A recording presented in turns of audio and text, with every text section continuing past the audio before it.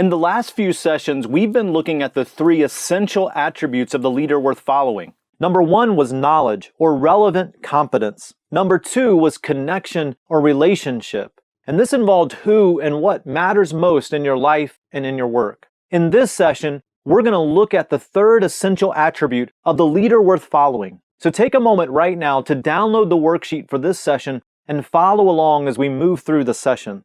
See, the 3rd essential attribute for the leader worth following is the attribute that most leaders struggle with, and that attribute is awareness, or self-awareness. Awareness has everything to do with noticing how your presence, how your voice, how your actions impact and affect those around you. It's all about working and leading with your eyes wide open. According to the Smith-Kettlewell Institute, the vision of a newborn is substantially developed over the first 8 to 10 months of their life. It's believed that most infants have 20/30 vision, or nearly perfect vision, by 8 months. The reason I know this is because years ago, I Googled, when can my baby see? And I Googled that the week that my son was born. I wanted to know, can my newborn son see me? When will he recognize his mom? Am I wasting time making all these funny faces at him? Is he really bonding with his older sister who is just fascinated by him? Why does he occasionally cross his eyes? And so for months, my son functioned, eating, breathing, sleeping, laughing, crying, growing, among all kinds of other things that newborns do, without being fully aware of everything that was going on around him, because he couldn't even see clearly. And in our work with teams and organizations all over the world, we've witnessed a manager come in and ask a question, and then after just a few moments of conversation, make a significant decision based on inadequate information. In fact, I've been that guy more than once. Don't get me wrong, I'm not advocating for analysis paralysis. If we're honest, we must admit that our problem isn't a vision problem. We can see, we just choose not to at times. And as I spent time with my son, Andrew, the first few weeks of his life years ago, I thought about the leader worth following. And I noted 3 reasons that we must approach life and work and leadership with eyes wide open. The first is, often what we're looking for is already there. Again, I've spent time with professionals who work every waking moment to build bigger, to become better, to belong to something different. And yet they've already been wildly successful. The insatiable appetite for our culture for newer and more, along with the ever-evolving marketplace, continually outdistances any progress these professionals can make. So please don't misunderstand me. I'm for growth. In fact, every organization where I've served has grown significantly while I was there. But if you've already intentionally evaluated your vision and passion, maybe it's time to stop obsessing over them. They're enough. They're okay. You can move forward with it. If you're part of a team, maybe it's time to quit looking for another one. Maybe it's time to quit running from situations. And since all people are valuable and worth developing, try serving the team that you've been blessed with and help them grow, help them accomplish their vision. Like my son frantically searching for a pacifier in his crib that's just inches away, you may find that what you're looking for has been there all along.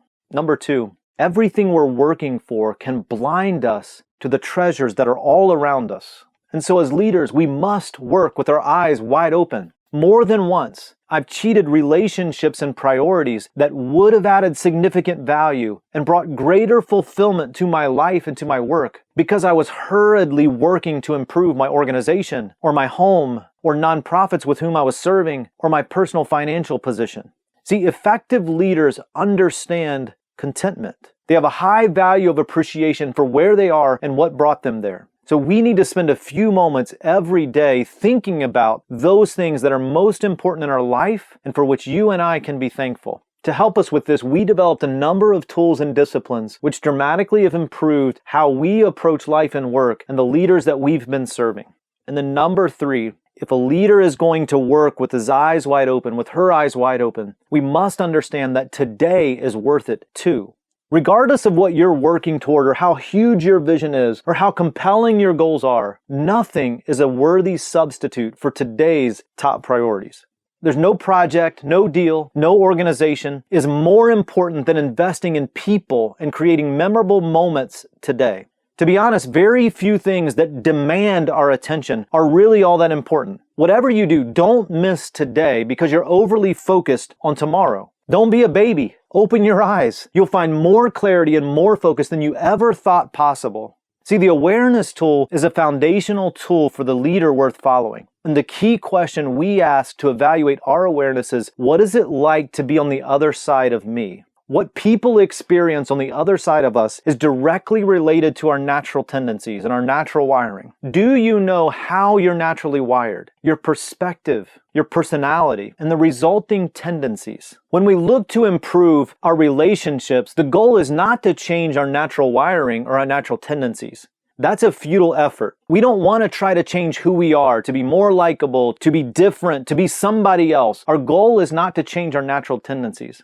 What we can affect or impact is our behavior patterns. These are the behavior patterns which the world sees as actions. We can change our behavior patterns or our actions, and those improved behavior patterns or actions can have different positive consequences, which will then lead to a different reality. And so we can look at this tool two different ways. We can start with our natural tendencies, which leads to behavior patterns, positive or negative behavior patterns, which the world around us sees as positive or negative actions, which result in positive or negative consequences, which then results in a positive or negative reality.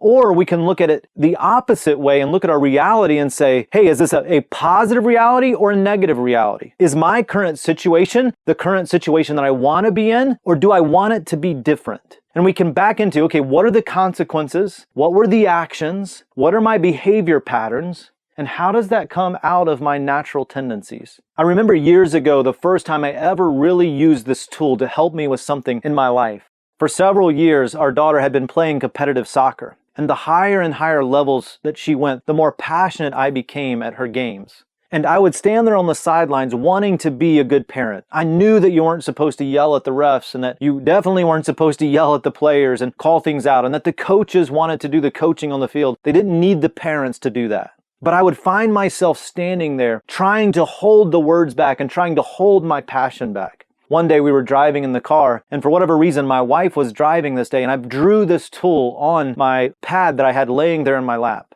And I began thinking about, why is it? What are my natural tendencies that lead to the actions that the world may see if they're standing around me on the side of the soccer field?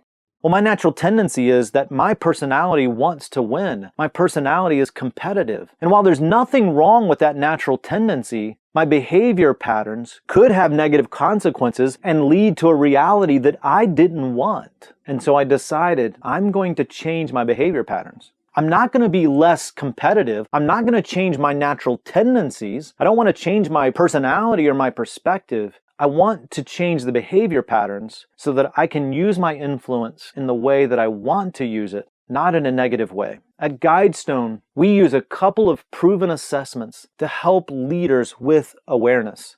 This third essential attribute to the leader worth following. We've used the Myers-Briggs Type Indicator for years, and we recently developed a much simpler format, the 6 lenses, which is built on the Myers-Briggs Type Indicator. Now, these assessments are available online, so you can take them at your convenience. Then we recommend that you have a knowledgeable leader validate them for you. Our validation workshop is included in the Simple Leadership Masterclass, and you can find more about the masterclass using the link in this session. In this session, we looked at the third essential attribute of the leader worth following. And in the next section, we're going to look at how awareness impacts your ability to develop people. If you haven't already, be sure to download the worksheet for this session and complete the action items for this session. Remember, it doesn't need to be perfect. You just need to take the next step. So I'll see you in the next session.